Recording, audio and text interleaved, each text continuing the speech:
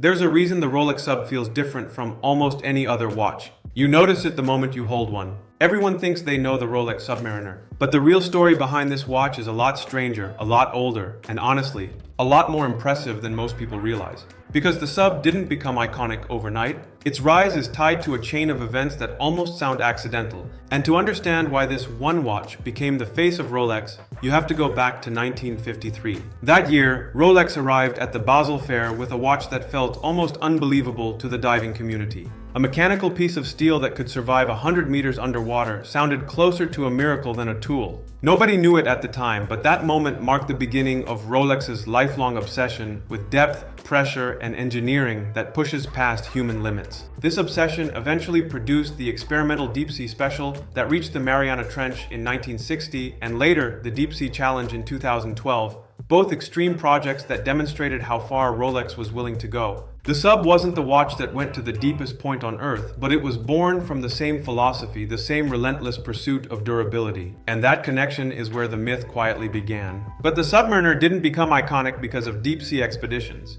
Its reputation grew because it slipped into every corner of culture without ever screaming for attention. When Sean Connery wore it as James Bond, it instantly became part of cinematic history. When comics used their customized versions for dangerous real-world dives, it added another layer to the story. Not marketing, but proof.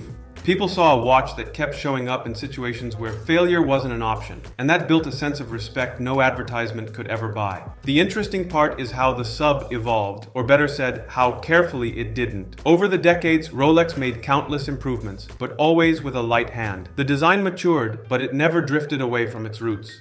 The silhouette remained instantly recognizable, the dial kept its familiar balance, and the proportions carried the same purposeful attitude they had in the 1950s. That slow, consistent refinement is what created the familiarity you feel when you see it today. The world has been exposed to this shape for generations, in films, in photos, during personal milestones, to the point where the Submariner stopped being just a watch and became a visual memory shared across cultures. And this is why most people who buy a Sub aren't thinking about diving at all. They're thinking about the moment they're in, a graduation, a career milestone, a life change they want to mark with something that lasts. The Sub fits into these moments effortlessly because it's one of the few things in modern life that feels solid, reliable, and timeless all at once. It works with a suit, with a t-shirt, with a wetsuit, with whatever your life looks like today, and whatever it becomes years from now. It doesn't demand attention, but it earns meaning the more someone lives with it. So if you want to start your own Rolex story, or if you're waiting for the right Submariner, reach out to me. I can help you source your dream Rolex.